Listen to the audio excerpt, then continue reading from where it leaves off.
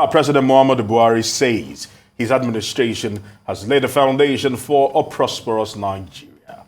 The president was speaking at a gathering of Nigeria's Governors Forum in Abuja on Monday, and though his chief of staff, Professor Ibrahim Gambare, says the last 8 years of his administration has been boisterous, he noted that the outcome of the 2023 general election was an indication that the electorate were fast maturing and democracy had come to stay.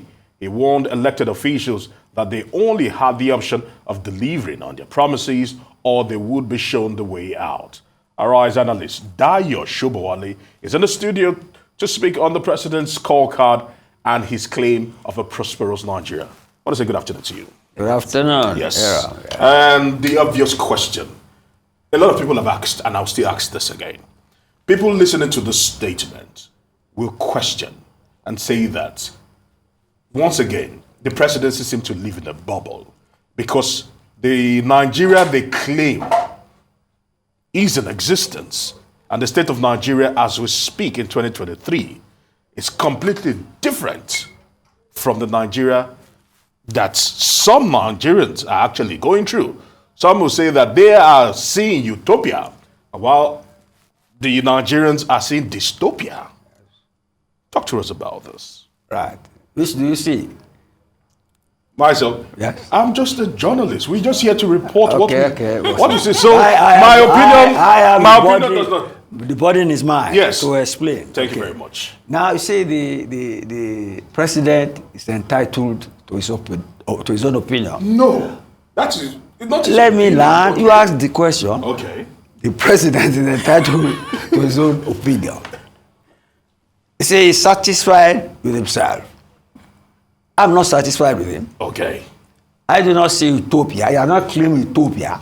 In fact, if anything, if you take that statement in isolation, yes, all they say he has done is that he has laid the foundation for a prosperous Nigeria.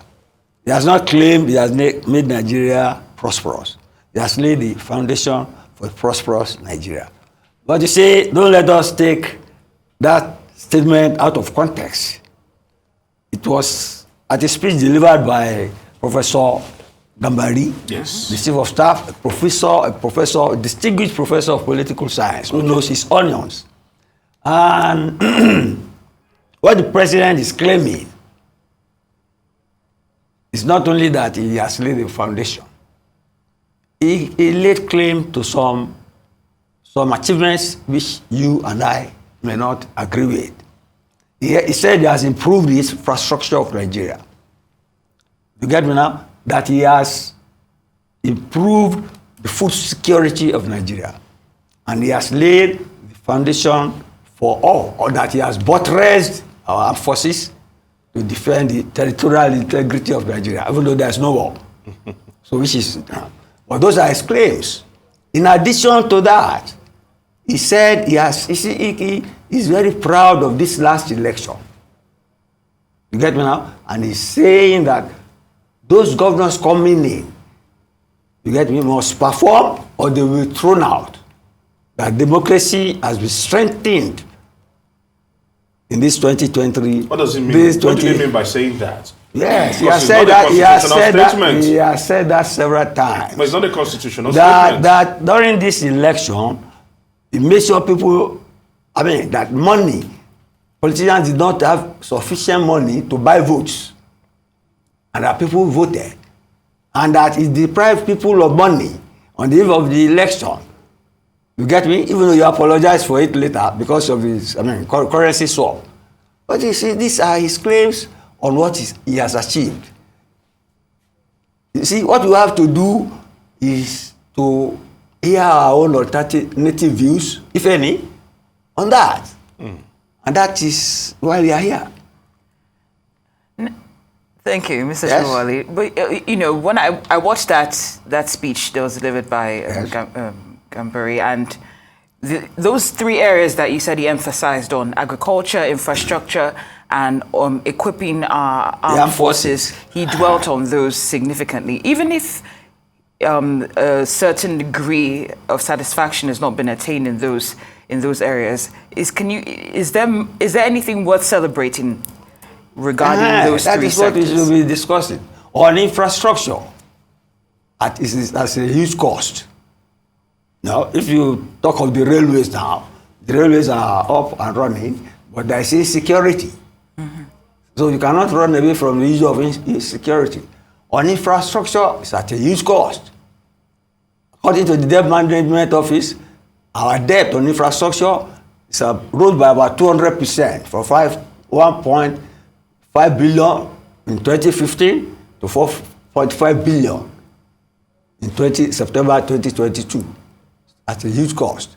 If you listen to the news, the Federal Executive Council has been feverishly awarding contracts, infrastructure and all that, which of course, they have 13 days to go now. And I'm sure maybe they're having another meeting today, I'm not too sure. But they've been having meetings and they've been awarding contracts. I have no problem with the award of contracts once they are for social goods and they are delivered. All of us will benefit from days? it. No, obviously we cannot. What kind of execute contract in 13 days? See, I've said that before, and Yes. I've been quoted. Government is a continuum. You get me? Luckily for Buhari, the incoming government is from his own party, so there should be continuity. But there was a disparity being made during campaigns about the whole statement Continuum, because there were talks about the fact that will the incoming government continue what Buhari had done. No, you leave that to the incoming. No, it was a germane problem. It was in a presidential system of governance. Yes. Work stops on the table of the president. The work has almost stopped. It has not stopped. In 13 days' time, it will stop on the table of Buhari now and shift to that of the president. But that is theory. That's theory as against the practicality of governance in Nigeria. The new president will be sworn in. Yes. On May 29. Yes. And he will come in with his new cabinets, and we will come with new heads of government parastatals who have completely different ideas about how governance should be run. He had a different manifesto of hope. Exactly. So when they say continuum, it's almost a fallacy of reason. You misread it. Continuum does not mean a continuation of the policies of. Then why award contracts that you know that you cannot execute, that you will probably saddle with the next administration to actually execute? But he has done it in his tenure. It's not illegal. Get me? He has done it in his tenure. But some say it's reckless. Reckless, yes. I admit that. Fiscal irresponsibility, fiscal rascality, call it whatever you like. But my own take is, once they are for public goods that are beneficial to people, that are good for our health industry, good for our education system, good for our infrastructure, good for our security, I have no qualms with that. Okay. The government will sort out the entire thing and know which one to make a priority, which one to put Thank in you, the Mr. Sobowale. Yes. I just want to bring it back to the topic. Yes. So looking at what the Gambari mentioned about the biggest significance of the just and concluded elections in terms of when he said that the electorate is maturing and failure of the governors to deliver will make the electorate show them the door. Yes. How profound was that statement? Yes. When you place it in the context of the feedback that we're seeing regarding the conduct of these elections? Well, the elections have come and gone. There have been reservations on the quality and integrity. Cases are in court. But that does not stop a new government coming into place. In the opinion of this outgoing president, the fact that he deprived people of money during the elections, do you get me? Yeah. And the fact that some governors, who thought their next term theater of operation is the Senate, said 10 of them were not able to make it. He was happy. At least it truncated that syndrome. You get me? I think in a way, that's the way he sees it. that there is too much money in the system. Get me? But he was not able to stop it when they were selling presidential tickets for 100 million naira in his own party. I'm not talking of hypocrisy, but you can make comparisons. But then, in his own estimation, that is an achievement. That is his own way of deepening democracy. But to me, the most important thing he said, if people really listen to him and are going to be active on that, was that if you are a politician, you come to contest, you make promises to people, you should deliver on it. If you don't deliver, the option is for the people not to renew your mandate and throw you out.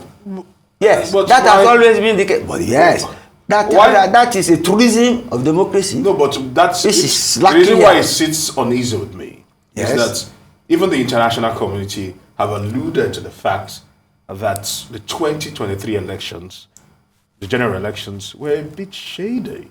Well, who are the international community? And people, who are the international community? I'm saying the US or who? No, hold on. The reason why I say that is it's a corroborative statement, being that Nigerians, let us judge ourselves. Yes, okay. If we're to judge ourselves, this was part of this. Yes. What this president said when he was mocking those who lost. No, but the point. No, they were relying on outside forces instead of facing. I'm just saying that on the ground there. With the way the general elections and the IRF played out, for all to see in Nigeria.